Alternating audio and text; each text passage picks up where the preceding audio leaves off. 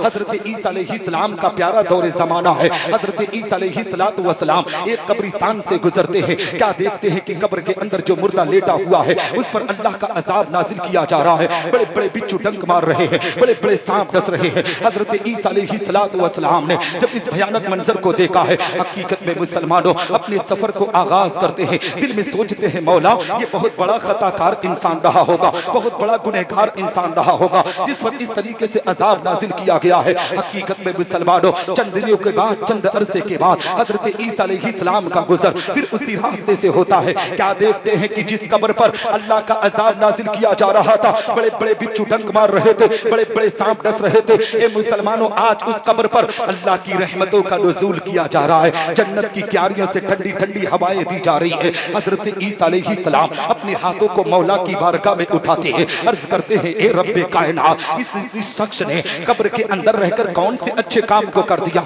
जिसकी बुनियाद पर इसकी कब्र पर तू रहमतों की बरसात अता किया है। हकीकत में मुसलमानों हजरत ईसा अलैहिस्सलाम का अभी हाथ उठना था, इतने में हजरत जिब्रील अमीन हजरत ईसा अलैहिस्सलाम की बारगाह में आते हैं, अर्ज करते हैं ए ईसा अलैहिस्सलाम आप किस कश्मकश में डूबे हुए हैं, आपको कौन सी बात सता रही है। ईसा अलैहिस्सलाम ने पूरी बात को बताया है। जिब्रील अमीन कहते हैं ए ईसा अलैहिस्सलाम सुनो सुनो, ये जो कब्र के अंदर मुर्दा लेटा हुआ है ये जब दुनिया में जिंदगी बसर कर रहा था तो दुनिया के अंदर कोई ऐसा गुनाह ना था कि इस शख्स ने वो गुनाह ना किया हो, कोई ऐसी खता ना थी कि इस शख्स ने वो खता ना की हो। मगर जब ये मरने के करीब पहुंचा तो इसकी बीवी पेट से थी, इसकी बीवी हमल से थी। अपनी बीवी को करीब बुलाया, अपनी बीवी से कहने लगा मेरी शरीक हयात मैं तो दुनिया से जा रहा हूँ, मगर याद रख मेरी बीवी मैंने जिंदगी में कभी नेक काम को अंजाम नहीं दिया है, मगर अगर तेरे पेट से कोई बेटा या बेटी जन्म लेना तो उसे कहीं और तालीम ना देना, उसे मदरसे में भेजकर दीन इस्लाम की तालीम से आरास्ता कराना।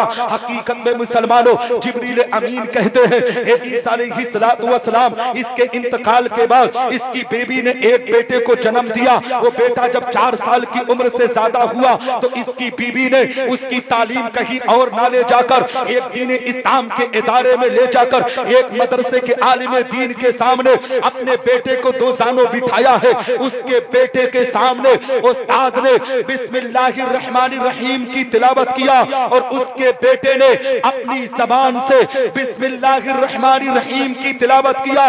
रब की मशीयत को जोश आया।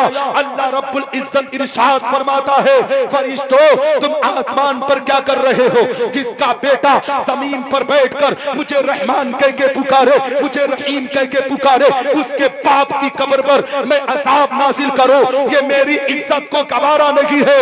उसके कब्र से अजाब को हटाकर उसकी कब्र पर रहमतों की बरसात। नारे तकबीर, नारे तकबीर, नारे रिसालत, उलमाए अहले सुन्नत, उलमाए अहले सुन्नत, नारे